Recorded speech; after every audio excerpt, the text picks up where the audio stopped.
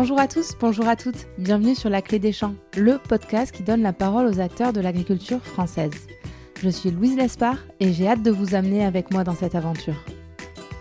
Dans ce podcast, je vous permets d'en apprendre bien plus sur notre monde agricole en partant à la rencontre de personnalités remarquables qui œuvrent à faire briller nos campagnes. Je vous amène dans les coulisses de nos fermes pour découvrir le quotidien de ces acteurs de l'ombre pourtant indispensables à notre pays. Aujourd'hui, j'ai le plaisir de recevoir Joël Aubert. Directeur de la rédaction du journal régional Sud-Ouest pendant près de 15 ans, Joël est désormais à la tête du journal numérique Acquis.fr. En pleine période de confinement, je ne pouvais faire autrement que de me pencher sur la question de l'impact de la crise que nous traversons sur notre relation à l'agriculture, à nous consommateurs. Qui mieux que Joël, une pointure du journalisme français issu du monde agricole pour en discuter. Nous avons échangé ensemble sur tout ce qui est remis en question pendant cette crise. Notre modèle de consommation, bien sûr, avec le retour en force des circuits courts et directs, mais aussi notre dépendance aux importations venues de pays étrangers, ou encore notre regard sur les agriculteurs, qui a peut-être durablement changé pendant cette crise. Il est un peu tôt dans la vie du podcast pour pouvoir parler de hors-série, mais je me lance, cet épisode en est un. Ce n'est pas un épisode comme les autres, nous ne sommes pas dans une ferme, mais cette discussion pose les questions indispensables à l'avenir du monde paysan. Confinement oblige, cet entretien a été réalisé à distance. Nous avons malheureusement eu quelques soucis techniques avec Joël au moment de l'enregistrement. J'espère que la qualité du son ne vous empêchera pas de profiter de ces fines analyses. Bonne écoute!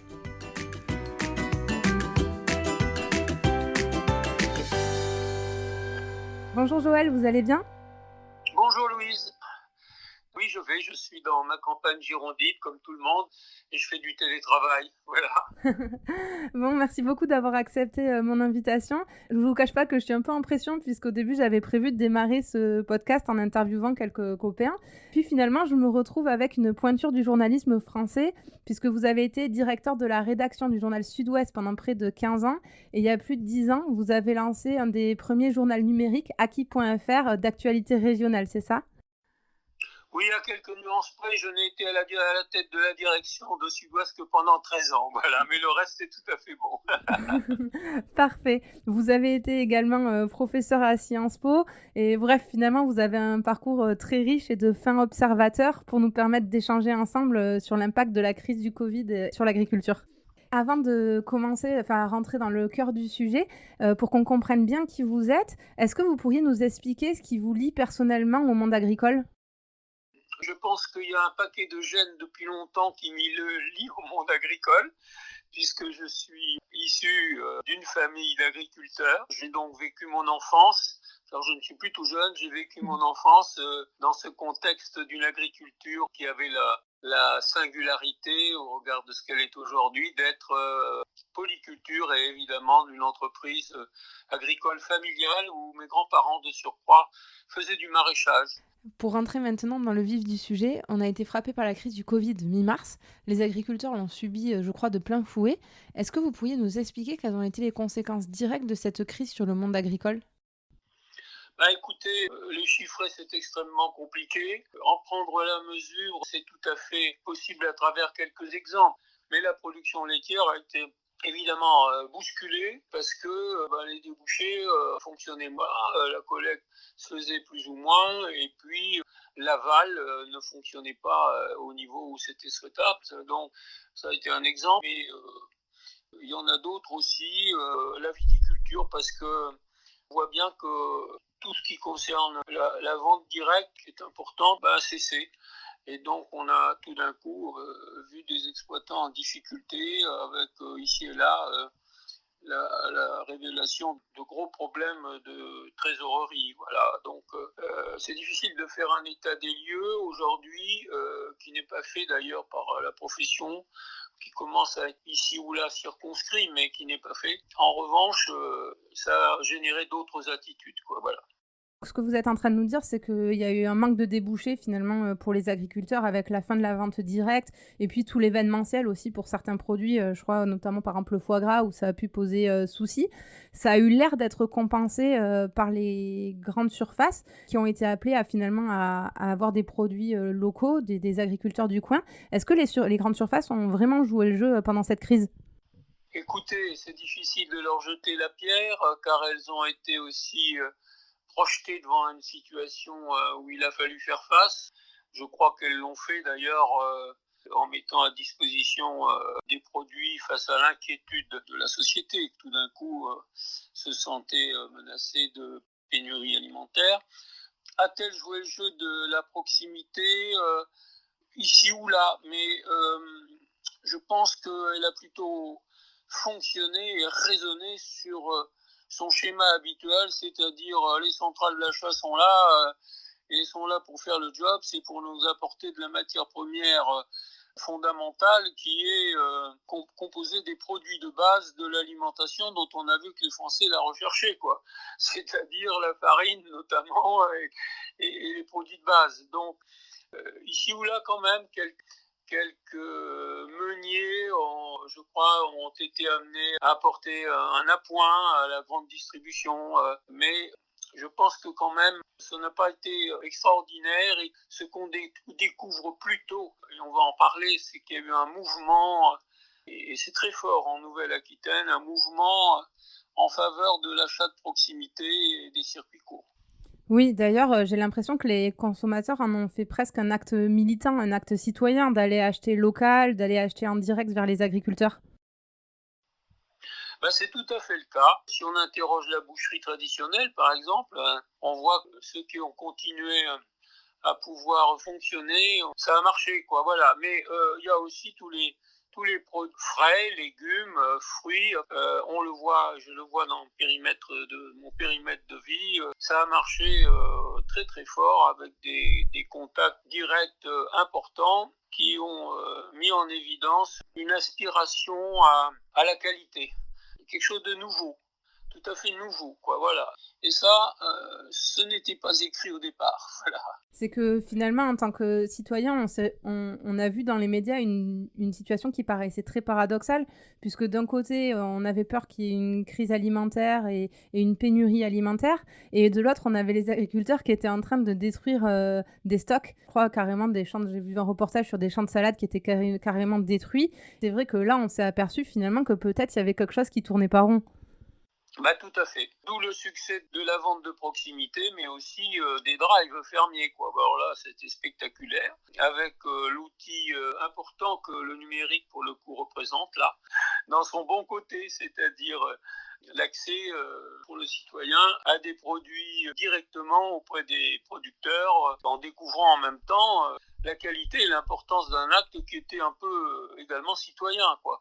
Moi, je prends l'exemple de ce que nous avons vu de façon assez extraordinaire il y a quelques jours, enfin maintenant il y a une grosse semaine, à l'initiative de la Chambre d'agriculture de la Charente, qui, face à la crise qui pointait son nez pour Pâques de l'agneau de lait, a imaginé d'organiser dans son périmètre une vente directe, et les producteurs ont joué le jeu à fond.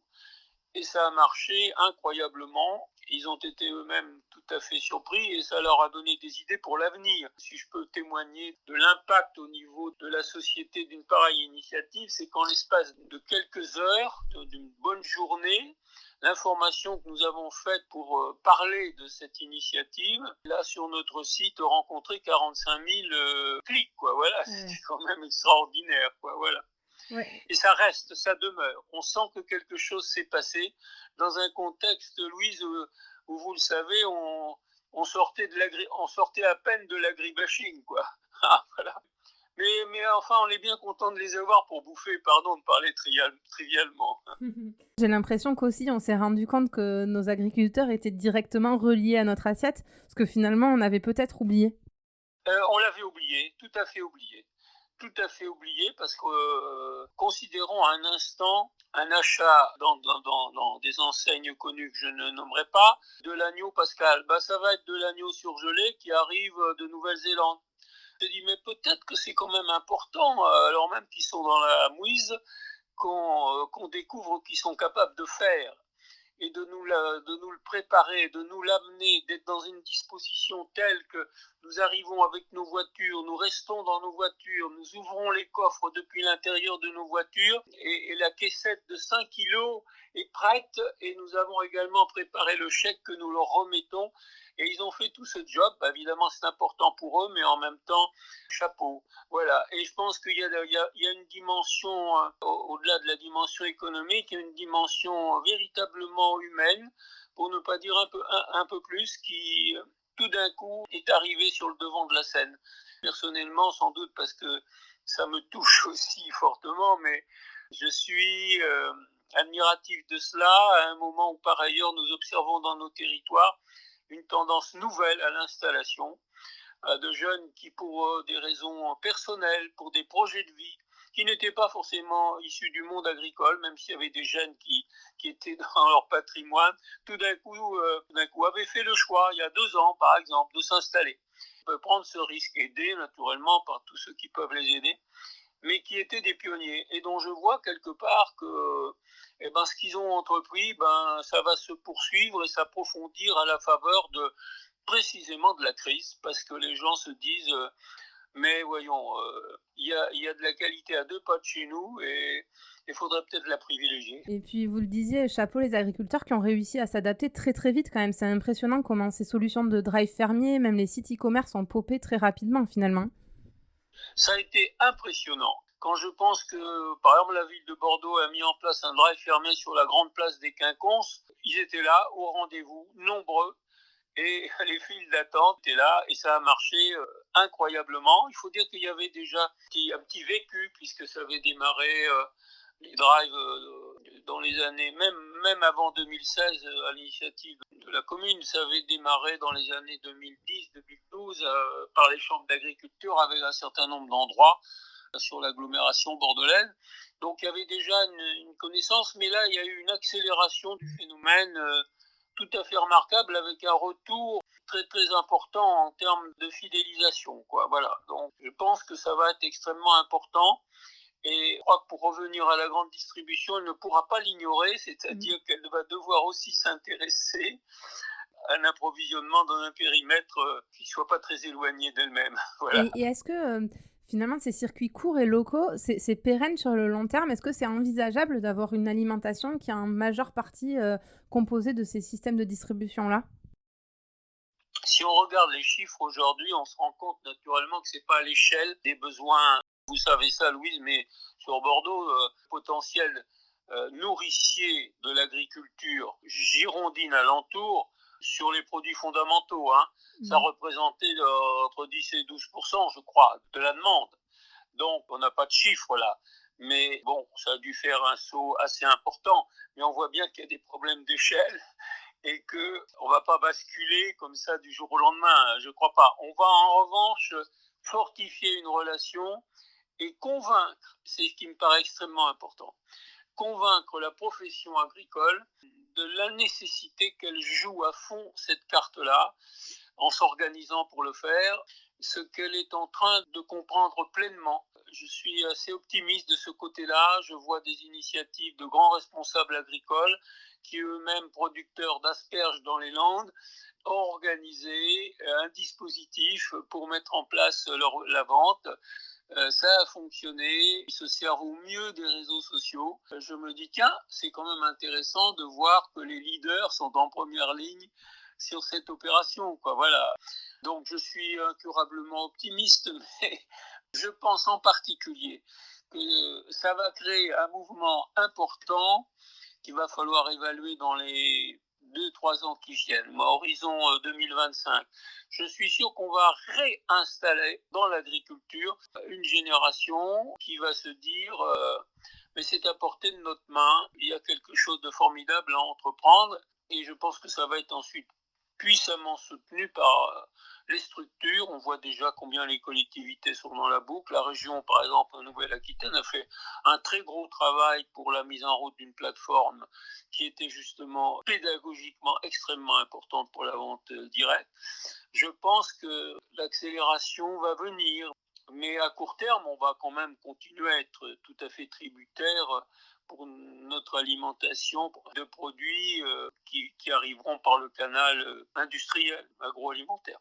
Et vous le disiez, il y a dans votre département, en tout cas, parce que je ne crois pas que ça soit le cas dans toute la France, mais il y a un regain des installations d'agriculteurs, plus les consommateurs qui veulent se rapprocher finalement des agriculteurs. Finalement, la société, elle est peut-être en quête d'un sens en fait à donner à tout ça, un sens qu'on avait perdu. Eh bien, moi, je le crois. En tout cas, je ne suis pas là pour faire de la pub de notre média, mais c'est quelque chose que nous mettons beaucoup en avant, que je soutiens beaucoup et que la petite équipe qui m'entoure soutient beaucoup aussi, parce que c'est en plus un devoir, je crois, mais ça me frappe beaucoup, hein, l'attitude des médias notamment. Mm. Nous, on a embrayé de très bonne heure là-dessus parce que ça nous tient tout à fait à cœur et puis que par ailleurs, on est très proche de la profession agricole.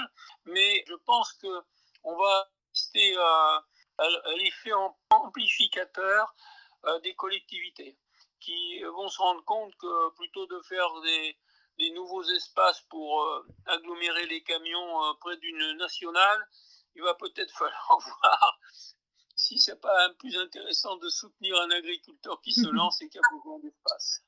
Complètement. Et vous parlez du rôle des médias, c'est super intéressant. Ils ont un vrai rôle à jouer dans cette crise. Je ferai un épisode dédié à l'agribashing, mais on a parfois l'impression, même pendant ce temps de crise, qu'ils soutiennent pas plus que ça les agriculteurs. Ils parlent de la hausse des prix de l'alimentation. Ils ont parlé à Paris qu'il y avait de la pollution qui continuait à arriver et que c'était lié à l'agriculture. Vous, en tant que média, c'est quoi votre avis là-dessus ? Je pense qu'il est plus facile de faire du sensationnel que de faire une information de qualité de proximité et que le média a une responsabilité sociale importante par les temps qui courent. Enfin, en tout cas, c'est l'idée que je m'en fais, que ça ne va pas changer du jour au lendemain, surtout pas maintenant, au moment où j'en suis de mon parcours qui a démarré il y a 55 ans. Je pense qu'il faut arrêter l'info qui caricature. Il faut bien entendu, souligner qu'il y a des attitudes encore extrêmement compliquées. Mais il faut aussi se dire qu'il y a une pédagogie de l'information, que tout ce qu'on met en valeur aujourd'hui pour soutenir les évolutions va dans le sens du progrès général. Je prends un seul exemple qui est central dans notre Gironde, c'est la viticulture. Elle a été agressée à un moment donné par certains médias qui faisaient dans la caricature, mais il y avait une part de vérité dans l'information sur est-ce qu'on se préoccupe véritablement de la santé publique. Bien. La prise de conscience a été d'une rapidité, moi que je trouve considérable, c'était en l'espace de 3 ans. On a vu des évolutions très très fortes, très très grandes, très très fortes. Pas seulement de la conversion vers le bio, mais dans le raisonné.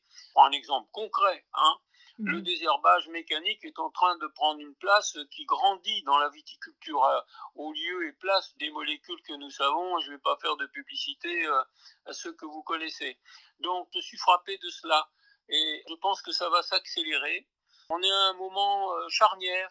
Je pense qu'il va y avoir un débat à ce sujet, mais que là, comme pour beaucoup dans la période de crise que nous vivons, la vérité, elle n'est pas nichée dans la conviction de quelques-uns au sommet de la pyramide et d'une approche de l'info spectaculaire et jacobine. Elle est dans la décentralisation intelligente. On le voit bien.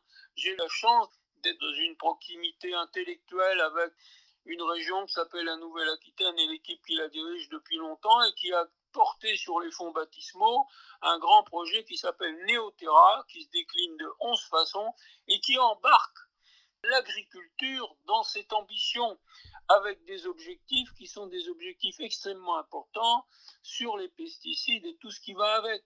Quand vous voyez ça, vous vous dites que il faut regarder au plus près aussi du terrain et pas seulement céder à l'agribashing. Et également, un des effets de la crise, c'est de nous être aperçus que c'était important d'être autosuffisant alimentaire.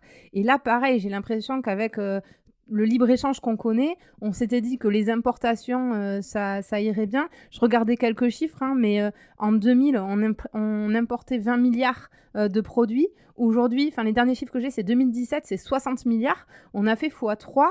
On s'est dit que ces importations, ça pouvait faire l'affaire. Et puis, en temps de crise, on s'aperçoit que c'est important de pouvoir se débrouiller tout seul, non ? Vous venez de dire quelque chose de fondamental, Louise. Voilà. Vous venez d'appuyer là où la vérité éclate au grand jour. On ne voulait pas la voir. Les politiques ne voulaient pas la voir. Ils étaient dans une approche dont l'un des derniers exemples, c'est l'accord que la Commission vient de donner pour importer, vous avez vu, 20 000 tonnes de viande du Mexique dans des conditions qui sont, d'un point de vue sanitaire, apparemment très discutables. Je pense que là aussi, ça va bouger parce que le consommateur va devenir également très exigeant sur l'origine. Il faut pas... Voilà. On a fermé les yeux. Ce pays avait une grande capacité exportatrice, il était leader, mais on a préféré, aussi pour des raisons qui étaient des raisons économiques, dire vaut mieux acheter ailleurs, ça nous coûtera moins, et les marges seront plus fortes et on pourra vendre à bas prix. Je ne dis pas que tout va changer fondamentalement, parce que dans une société où il y a encore un niveau de pauvreté très élevé et qui saute à la figure tous ces temps-ci, on pourra demander à celui qui vit très chichement avec un RSA de s'offrir de la viande française tous les 4 matins. Je n'ai pas dit ça, mais je pense que le mouvement va être amorcé et qu'il va toucher beaucoup, beaucoup plus que c'était le cas jusque-là. Non seulement le haut de l'échelle sociale, mais toute la classe moyenne qui est en train de se rendre compte qu'en période de crise, on a besoin d'avoir l'assurance alimentaire à proximité de chez moi. Et comme je suis d'un âge où j'ai quelques souvenirs, si vous me permettez, Louis, je vais évoquer ce que jeune garçon d'une famille paysanne vivant dans les années de l'après-guerre dans sa Gironde, je voyais des familles qui arrivaient de Bordeaux et venaient chercher de l'alimentation chez mes grands-parents qui ne trouvaient pas forcément en ville. Et je me dis, en période de crise, les comportements se tournent en priorité vers tout ce qui est nourricier. Il est resté au-delà de ça des relations fortes, de l'amitié, et je pense qu'il va falloir savoir greffer aussi sur l'acte d'achat tout ce qu'il y a de mieux dans l'explication du geste agricole. La profession l'avait compris, mais elle l'a compris très tard. Je me souviens pour ma part de son désarroi absolu lorsque la crise de la vache folle lui tombe sur le nez à l'articulation tout début 2000. Il n'était pas posé un seul moment la question de savoir si l'alimentation qu'on donnait au bétail pouvait être susceptible de créer des tas de problèmes. On n'avait pas communiqué, on était sûr que c'était la bonne voie. Aujourd'hui, il y a un très très grand effort d'ouverture, de communication. Je le vois par exemple dans cette région où la profession agricole vient de décider de créer une web TV à laquelle on concourt d'ailleurs compte tenu de notre importante implication sur l'agriculture. Et pour mettre en valeur le travail et le témoignage des jeunes agriculteurs qui disent voilà comment on bosse, voilà comment on fait, quels sont nos projets à court et moyen terme et comment on va y arriver. Et là aussi ça bouge. C'est vrai qu'à décharge de la société qui à un moment eu une image peut-être pas aussi bonne qu'elle aurait dû sur l'agriculture, les agriculteurs ont peu communiqué à une ère où la communication est clé, c'est pas passé quoi. Et j'avais une autre question par rapport aux consommateurs. Vous vous expliquez, il y a une histoire de budget pour consommer français. On ne peut pas ne pas y prêter attention puisqu'aujourd'hui, consommer français, ça a un prix. Et par ailleurs, les consommateurs, ils ont aussi l'habitude de consommer des tomates toute l'année. Vous pensez que les gens, ils sont prêts à d'une part, allouer une part de leur budget un peu plus importante à l'alimentation au lieu de leur loisir et d'autre part, à adapter leur alimentation au cours de l'année ? Alors là, vous pointez, Louise, un des aspects les plus importants qui va nécessiter une explication, une mise en perspective. Est-ce que j'ai l'obligation de manger de la tomate grappe du 1er janvier au 31 décembre ? Est-ce que je me suis jamais posé la question ? Est-ce que on est prêt à considérer que la saisonnalité, ça a du sens ? Je crois qu'il faudra faire là beaucoup d'efforts parce que on a créé aussi des consommateurs habitués à toute une année à avoir un panel de produits dont ils ne se sont pas forcément posé la question de savoir comment ils étaient produits. Voilà. Je pense qu'il y a du chantier. Là-dessus, je pense que ça va être assez compliqué, mais qu'il revient aussi à la profession de mettre en avant la qualité de son travail. Donc là aussi, il y a de la pédagogie, quoi. Il y a de la pédagogie. Finalement, est-ce que le changement, il va venir de qui? Il doit venir du consommateur, non? Parce que quand on regarde tout ce qui a changé entre importer moins, se trouver quand même des solutions pour que les agriculteurs puissent faire de la vente directe, parce que mine de rien, ça va leur prendre du temps, les habitudes de consommateurs a changé. Enfin, le changement, à la base, il doit venir de qui? Parce que là, le chantier, il paraît quand même énorme. Même si la crise, elle enclenche quelque chose, il va falloir que le mouvement, il soit soutenu. Ah ben complètement, je suis mille fois d'accord avec vous parce qu'on demande plus, on va demander plus que jamais à l'agriculture d'être le paysan au départ et d'être ni plus que le commerçant, le distributeur à l'arrivée, quoi, vous voyez ce que je veux dire. Ouais. Et donc là, c'est compliqué. Alors j'ajoute qu'il y a des enjeux qui sont des enjeux aussi économiques, quoi. C'est-à-dire qu'on ne peut pas s'asseoir sur le fait qu'il y a aussi de l'emploi qui est en question, hein. Voilà. Mmh. Là, il faut être capable de poser le problème, de trouver des solutions aussi, partager. Aujourd'hui, pour avancer, je pense qu'une des solutions aussi, ça peut être en agriculture, la coopération. La coopérative peut avoir un rôle extrêmement important. Elle l'a en amont aussi en soutien financier, autre aussi à travers ses réseaux. Bon, il va y avoir à la fois la démarche individuelle, puis la démarche coopérative qui peut jouer. Voilà. Là, il y a beaucoup à inventer, hein. Il y a tout à faire et on a quand même traversé, plusieurs crises, notamment celle de 2008 qui a secoué assez fort. Pourquoi celle-là, elle changerait quelque chose plus que les autres crises? Je pense qu'à la différence de 2008, ce qui est très fondamental, c'est la peur.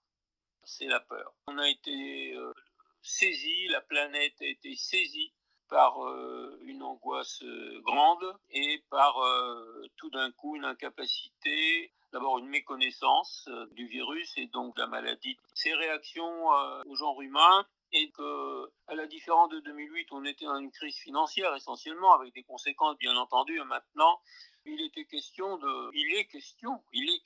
quand nous n'en sommes pas sortis, il est question de la santé, qui est un bien universel extrêmement important. Donc, je pense que la prise de conscience est de nature tout à fait différente et par voie de conséquence entraîne des réactions d'autant plus importantes que tant de réflexion est là, quoi. Regardons un instant l'effet du confinement.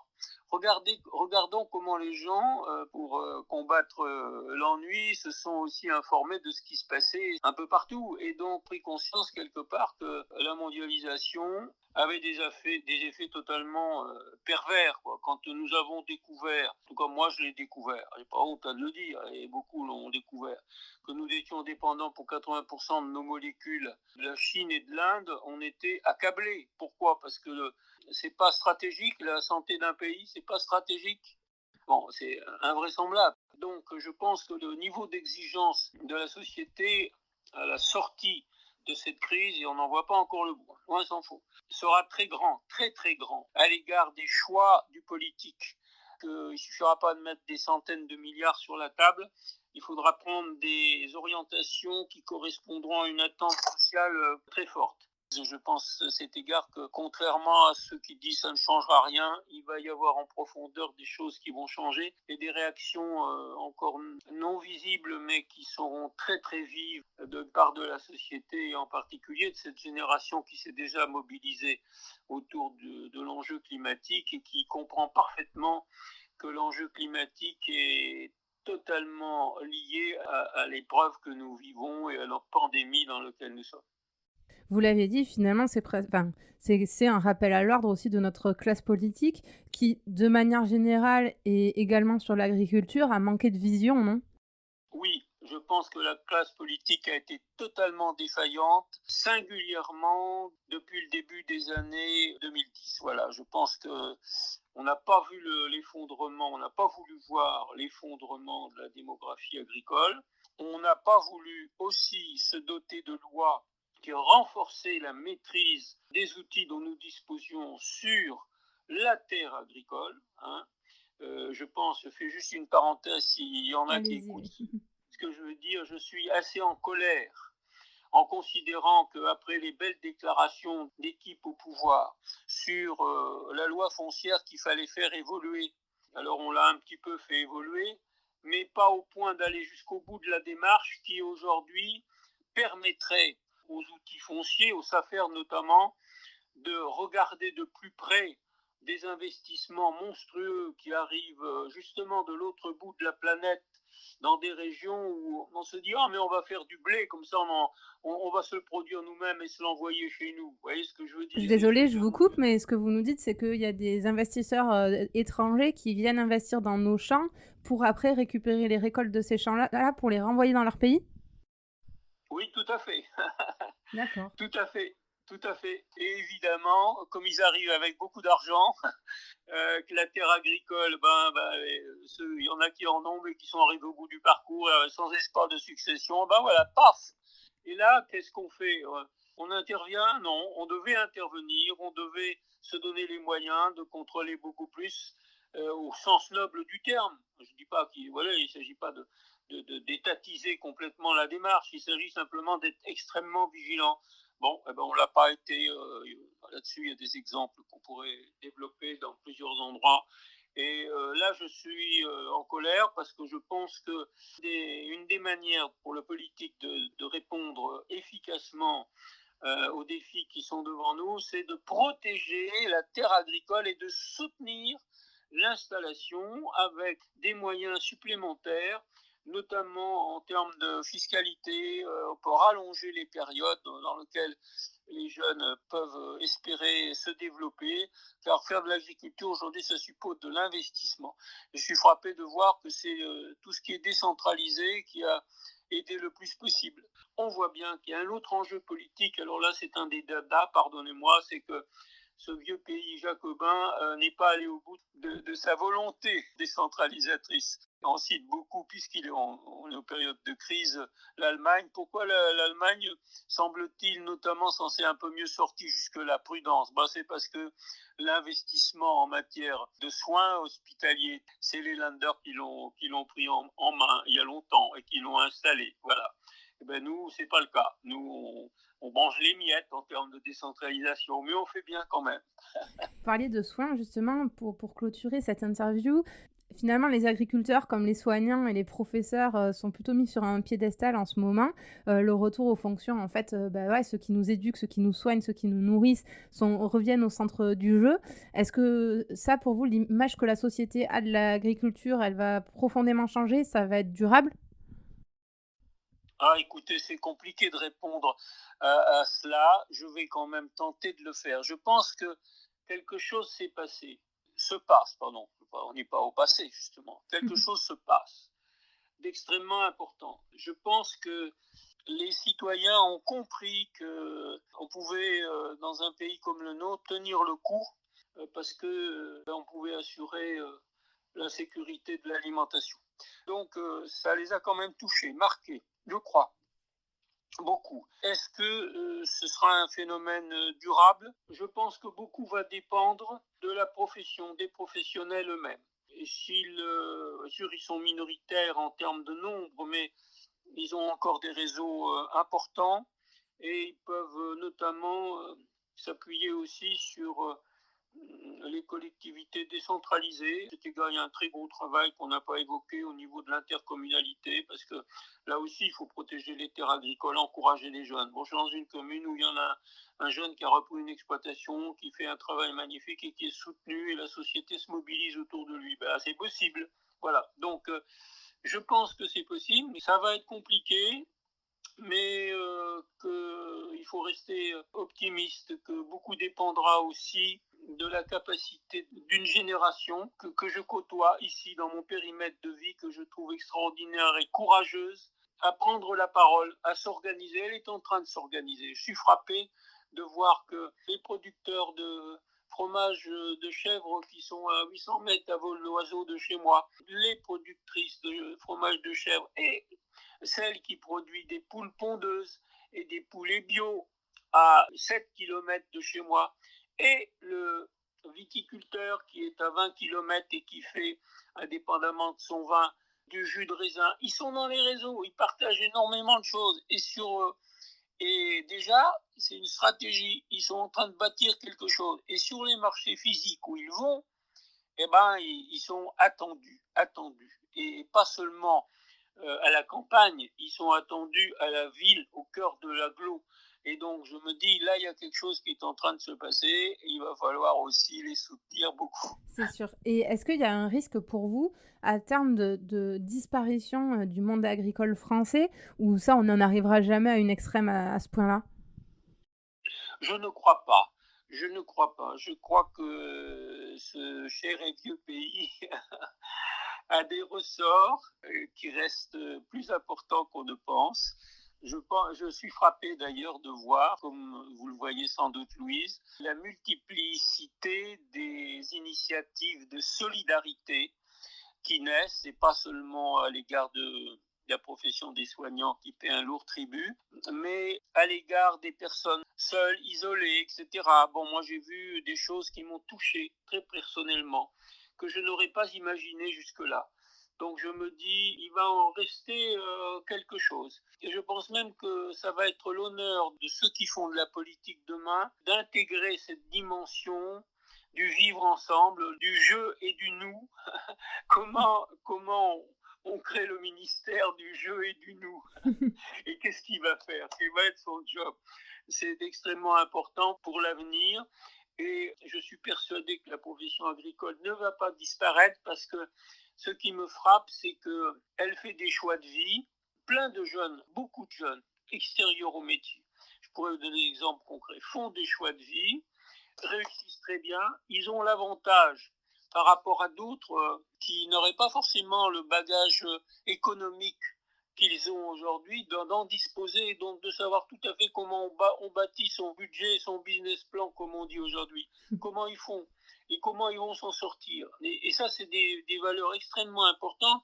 Et je suis frappé de voir que là où la profession et les banques notamment regardaient d'un œil un peu bizarre au début tout ça, en disant, oh là là, on met de l'argent, mais qu'est-ce qui va en rester? Aujourd'hui, ils courent après. Ils sont extrêmement intéressés par cette génération qui s'installe.